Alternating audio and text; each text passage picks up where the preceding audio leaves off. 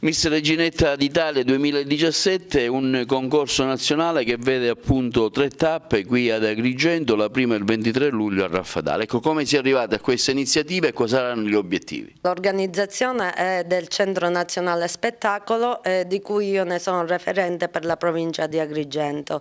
Le tappe saranno il 23, come ha detto lei, al Raffadale, metà birrificio, mentre il 27 sarà alla Baia del Caos, Porto Empedocle, il 30 sarà a Favara al Caffè dello Sport, mentre la finale la finale provinciale sarà il 5 agosto a Porto Empedocle, patrocinata dal sindaco, dal comune di Porto Empedocle.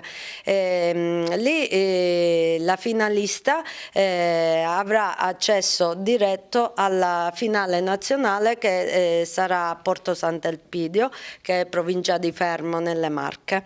La finalista sarà premiata con dei gioielli della Marlù, un gioiello della Marlù, e la fascia naturalmente.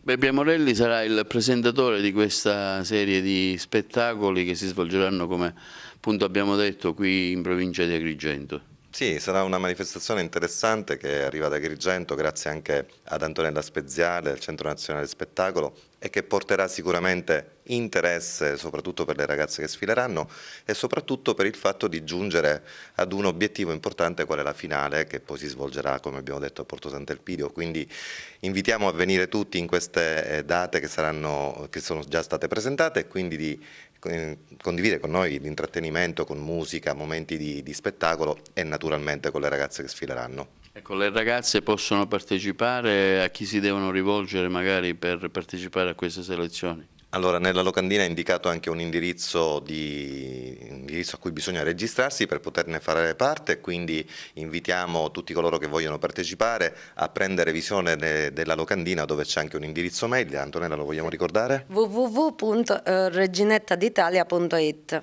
Ecco, iscrivendosi avranno l'opportunità di essere selezionate per le serate e poi un in bocca al lupo a chi vincerà. In bocca al lupo.